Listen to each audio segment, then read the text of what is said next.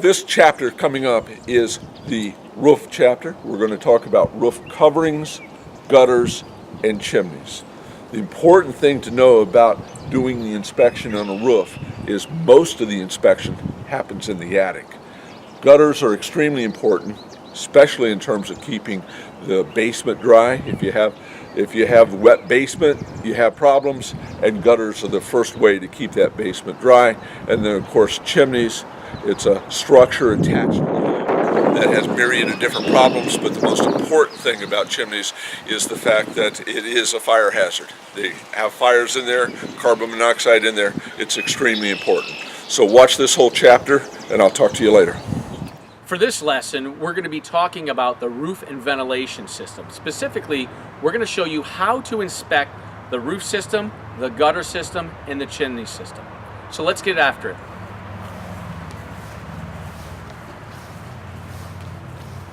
Now, for each of these systems, we're going to look at them individually and always referring to our checklist. All right, on our checklist, it's broken up to the roof, gutter, and chimney. Now, for each of those systems, you're going to walk around 3 times, one for the roof, one for the chimney, and one for the gutter. So let's get after it. Right here, we're going to be looking at the roof system. If you choose to, you can walk it or have a drone. For this class, we're going to show you how to perform a roof inspection from the ground.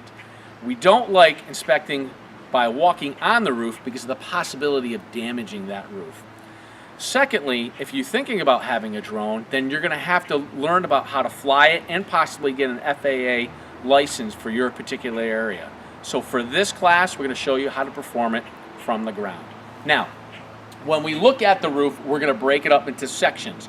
We're going to be looking at the material. We're going to be looking at the components as we discussed in the lecture. So here we have an architectural roof, and we're going to be looking for all these type of defects. We're going to be looking for loose shingles, missing shingles, or shingles lifted.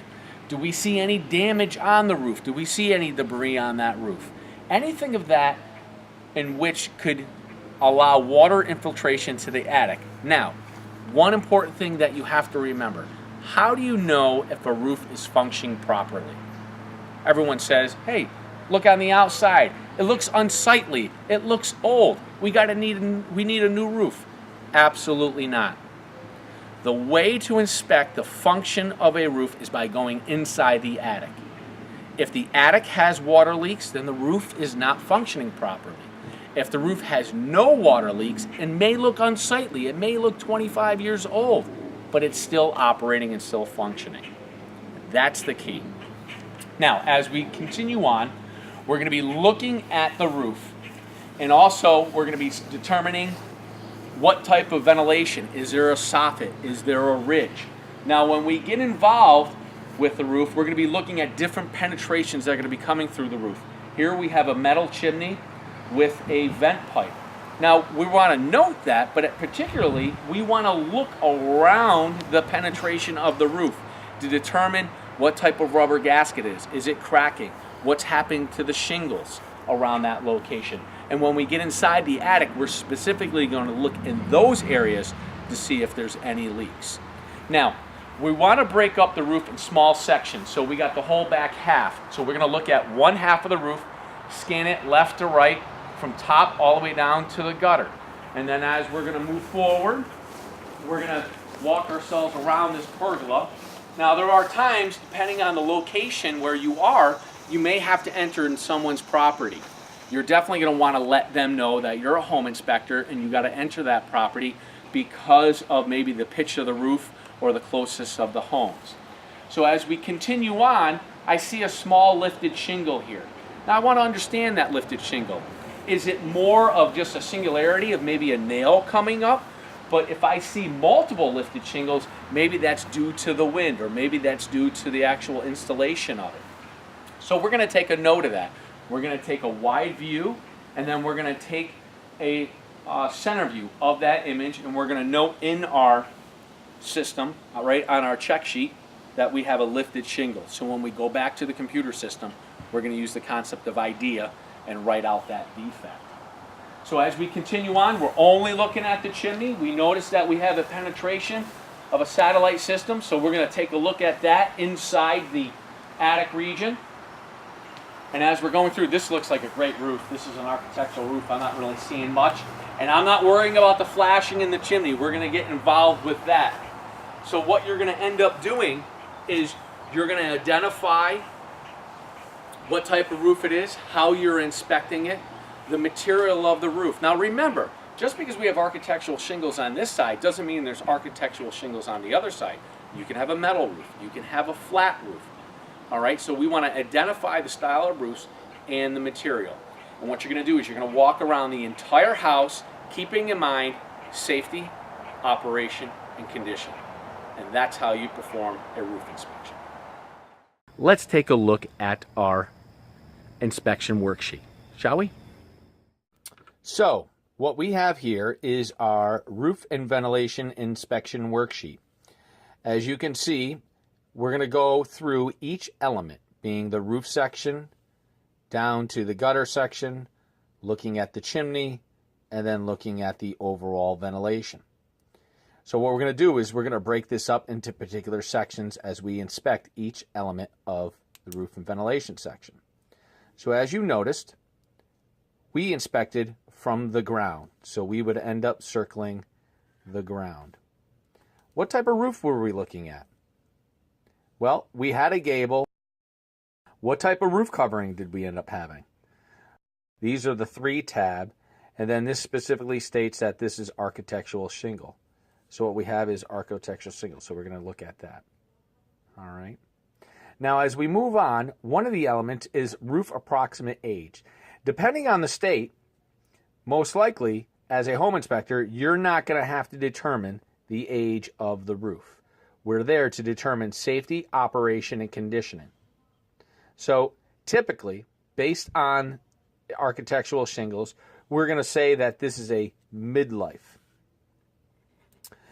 How do I know that? Well, I look at new roofs being from 0 to 5 years, midlife being from 5 to 20, and then older being 20, and so on and so forth. Now, let's look at observed defects. As we were walking around the house, we were looking at multiple defects that if we can find. We have curling, particulate release of the shingles, any lifting. Was there any missing shingles? Any moss? Anything that's loose? Are there separations? Are there cracks in the shingles?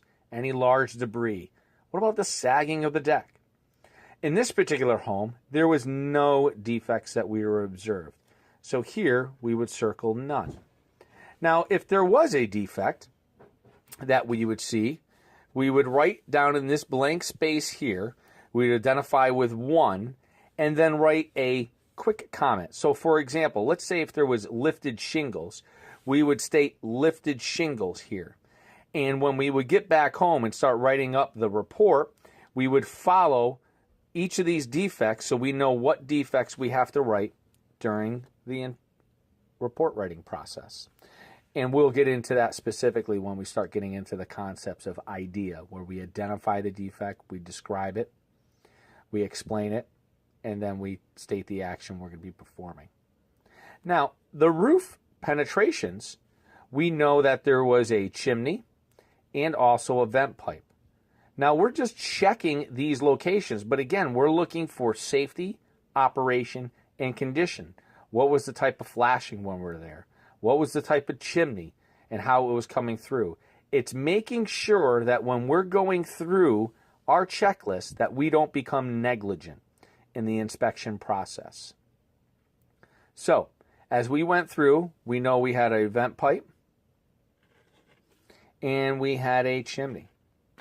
So we're going to stop right here, and now we're going to start showing you how to perform a gutter inspection. As a home inspector, you will have to visually inspect the roof of the house, including, but not limited to, attachments and/or protrusions. A roof is not defective if it is not leaking. It may be unsightly, it may need repair, or may be beyond the end of its suggested life. But if it is not leaking, the roof system is performing as designed. According to the standards of practice for home inspectors, we do not recommend any particular written remedy and/or design solution, or give architectural or engineering advice. Remember, recommending replacement of any sort is considered a remedy. It is up to a qualified contractor to recommend a remedy or advice about how the defect should be repaired. Even if the home inspector is a qualified roofing contractor, he or she should not give written recommendations about how to repair or replace a roof or any other defect. A home inspector must take off the contractor's hat when performing the role of home inspector. It is a breach of ethics, a conflict of interest, and illegal to perform work on a house you have inspected. You do not want to open yourself up to any liability regarding even a recommendation about what repair or solution is needed. If a roof is old or beyond the end of its suggested life, then this is exactly what should be reported. If a roof is beyond the end of its suggested life and is leaking, this should be reported as a defect, and a qualified contractor should be contacted to evaluate and repair as necessary. If you judge the repairs may be in excess of $1,500, depending on the contract, then this will be classified as a major defect. However, the call to replace the roof is up to the contractor. When performing a home inspection, the home inspector will visually observe all components of the roof and describe the method of construction and roofing materials. The home inspector will, in writing, report any issues or defects found during the inspection and be available to discuss these concerns with the client in a manner to which the client understands. The next section is the New York State Standards of Practice. Following the SOPs will allow the home inspector to perform a proper inspection.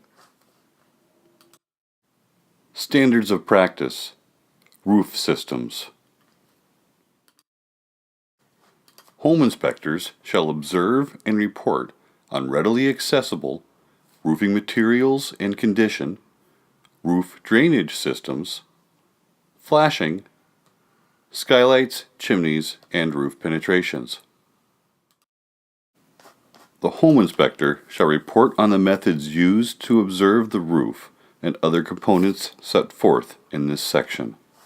All home inspection reports shall describe the observed condition and type of roofing materials, and shall describe the methods used to observe the roofing. Home inspectors are not required to observe and report on antennas, lightning arresters, or similar attachments, any flue or chimney interior that is not readily accessible, or other installed accessories. Home inspectors are not required to operate power roof ventilators. Home inspectors are not required to determine the remaining life expectancy of roof coverings, manufacturer's defects, installation methods, or recalls, or to determine the number of shingle layers present. Home inspectors are not required to walk on or access a roof where to do so could result in damage to the roof or roofing material or endanger the health and safety of the home inspector. There are two components of a roof, the covering and the deck. The inspector must also report on the style of the roof. The purpose of the covering is to keep the elements of weather off the deck. Typically, a roof deck is constructed from plank board or plywood sheathing. The following table below is a list of roof coverings that may be encountered. Asphalt shingles. A thin mat reinforced typically with a fiberglass or a glass fiber mat that is coated with asphalt, which contains mineral fillers and makes the fiberglass shingle waterproof. Wood shakes. Basic wooden shingles that is made from split logs. The most common length is 24 inches, which contains mineral fillers and makes the fiberglass shingle waterproof. Wood shingles are made from cut wood rather than split wood. Slate roof. Smooth stone that is derived from shale-type sedimentary rock, The shingles are slivers of rock. Clay roof tiles are known for their rich red or terracotta coloring. They are manufactured in glazed or unglazed finish with colors which are always in some shade of red, orange, or earth tones. Metal roof. A roofing system that is made from metal pieces or tiles, typically made of galvanized steel. Rolled rubber. Ethylene propylene diene monomer is a synthetic rubber most commonly used in single-ply roofing because it is readily available and relatively simple to apply. The following illustration provides a few common examples of roof styles. Throughout your home inspection business, you will come across many types of roof styles that may require further research. A few examples of roof styles: gable roof, cross gable roof, mansard roof, hip roof, pyramid hip roof, cross hipped roof, salt box roof, and gambrel roof flat. Examples of attic supporting structures: truss system, triangular roof construction that spans from exterior wall to another exterior wall. There are several types. Rafters. A rafter is one of a series of sloped structural members, beams, that extend from the ridge or hip to the wall plate, downslope perimeter, or eave, and that are designed to support the roof deck and its associated loads. A gutter is a trough that is beside the edge of the roof, carrying rainwater away from the foundation of the house. And downspouts are vertical pipe that are connected to the gutter, guiding the rainwater. Fascia is the horizontal region underneath the edge of the roof, and skylights are overhead windows mounted in the roof region, allowing light into the house. There are several types of skylights. Vent pipes allow gas from the waste system to exhaust to the outside. Drain pipes, found on flat roofs, the drain pipe redirects the rainwater from the roof to the drainage system. The spark arrestor or rain cap prevents embers rising up and landing on your roof, and shields rainwater entering the chimney. Soffit vents are for air passage underneath the fascia boards that allow air circulation through the attic. Gable vents are vents installed on the front face of the gable, allowing air circulation through the attic. And roof vents allow air to pass through the attic region to the outside. A ridge vent is a vent that is installed at the peak of the roof, which allows warm, humid air to escape the attic. Valley flashing is a thin, continuous metal sheet that is installed to intersecting roofs.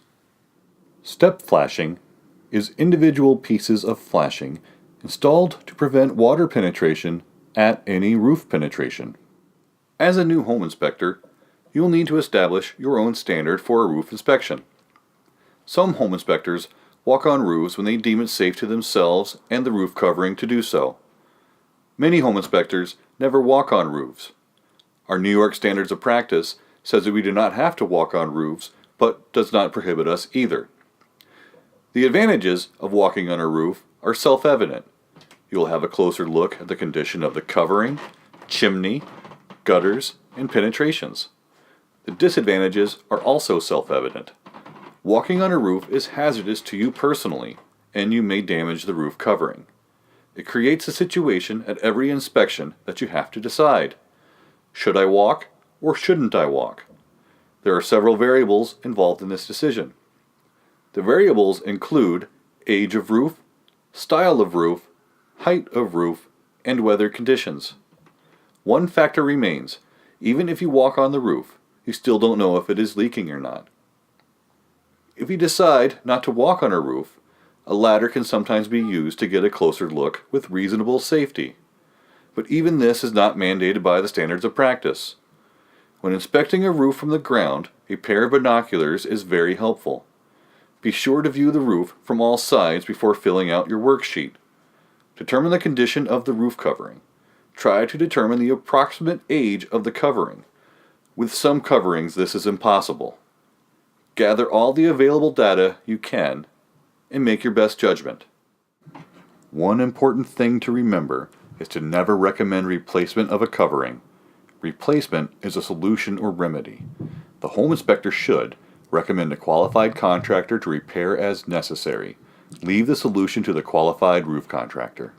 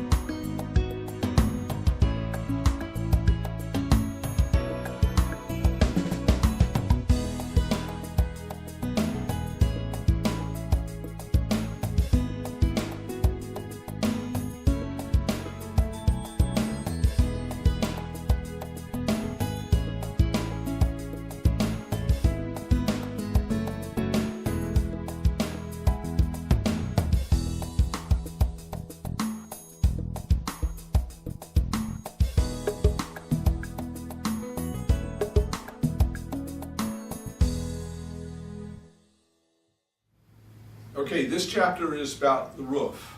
What you've already learned and we talked about are the standards of practice in terms of inspecting a roof. The first thing the standards of practice wants you to do is to go out and identify the type of roof and try and approximate its age. And it doesn't really matter when it comes down to the practicality of inspecting what kind of roof covering it is, whether it's slate, architectural shingle, metal roof, it just doesn't matter. The key to inspecting roofs is the simple question, is it leaking? Attorneys will call you and ask you, is that roof functioning? If not, it just needs to be repaired. If it's leaking, then you can say to fix it. But if it's not leaking, there's nothing you can really say about it. You need to understand that the best way to inspect a roof is from the attic. And hopefully you pick that up through the chapter. But if there's one thing that you need to learn, it's all about the leak when it comes to a roof. Get into that attic, if there is an attic, and look as thoroughly as you can in the attic. If it's not leaking, then that roof is operating as designed. It may be old, it may be deteriorated, but it's still operating, and there's nothing we can do as home inspectors other than informing your client, well, it's at the end of its useful life, it may need replacing at any time. The one thing about roofs that's important for you to understand is I don't teach in our school that you have to walk on roofs. I've never seen an inspector yet that walked on a roof and could tell whether it was leaking. It may look bad, and the flashing around chimneys may look bad or be ugly, but that doesn't mean it's leaking. So, and there's so many liabilities to getting on the roof. You're going to ruin the warranty on the roof, you're going to fall off the roof, there's a whole list of things that can go wrong. And the most important thing is, I think, a subtle thing. If you walk on some roofs and don't walk on other roofs, you in your mind think that the roof you didn't walk on didn't get as good an inspection. But if you never walk on roofs and you're thorough in the attic, then you're giving the same due diligence on every roof. That's an important psychological reason not to get on a roof. So that's it for the exterior roof inspection. Let's go on to the quiz.